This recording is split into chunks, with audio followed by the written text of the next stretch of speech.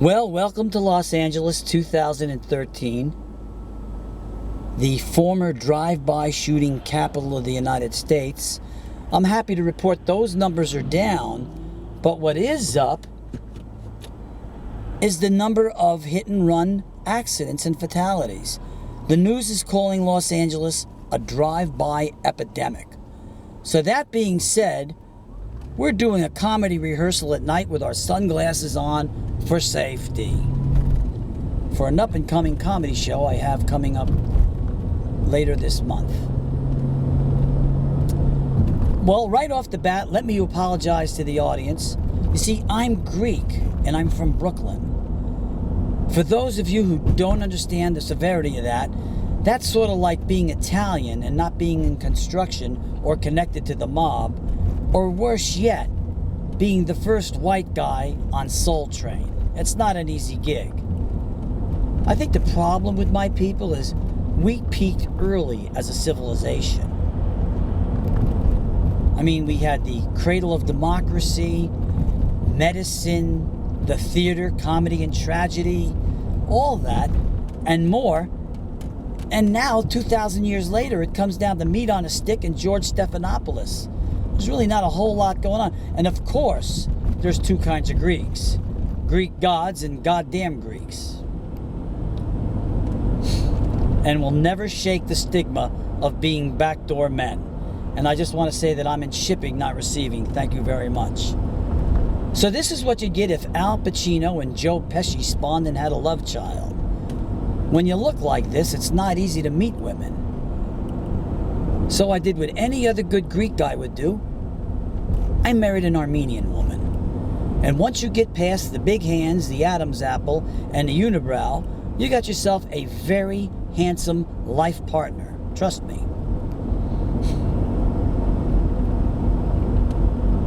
And I don't want to say she's got a problem with excessive body hair, but by 5:45, she's working on her second 5 o'clock shadow. AM. And that's not easy, folks. Actually took out stock in Lady Gillette. And there's 10 years difference between us.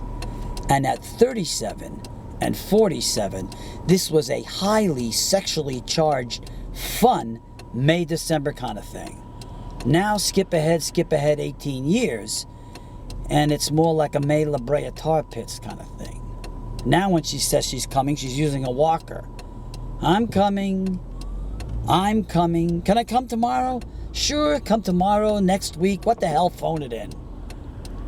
And she loves to shop, my wife. Holy mackerel. And of all things she loves to shop for, knockoffs.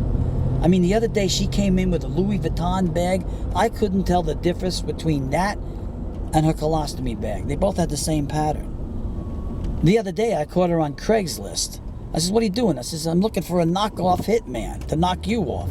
I told her to knock it off. It's starting to hurt my feelings. You know, and sex is different with an older woman, too. I mean, when we were first married, it was sex. Now priorities changed, her and mine. My wife has got obsessive-compulsive disorder, OCD. And, she took a hobby up. She's trying to fill up her time the best she can. And she started reading a lot, joined a book club, took some crochet. And she finally settled on buying a little dog. And because she's OCD, she started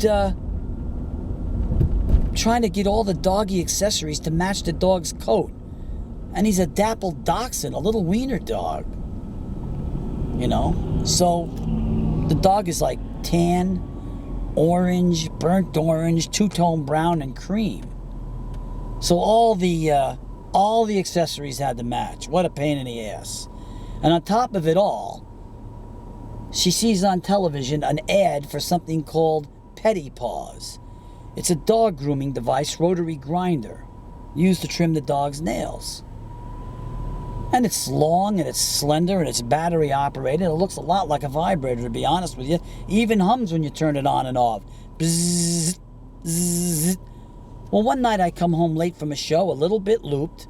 The lights are down low, and that device is on the nightstand. And I go, holy crap, there's romance in the air for Tommy. So I wash up, get undressed, slip between the sheets, and reach for that device on the nightstand. I turn it on, take it right down to Chinatown, and then I proceed to give her a pedicure, a manicure, a shave and a haircut, and a botched circumcision, all in 30 seconds. Then she turned around and used it on me. Now I'm walking around like a Ken doll, and my friends all call me the Angry Inch. Not very flattering. You know, the other day I had some time to myself, and I'll be honest with you, even at this age, I got a little horny.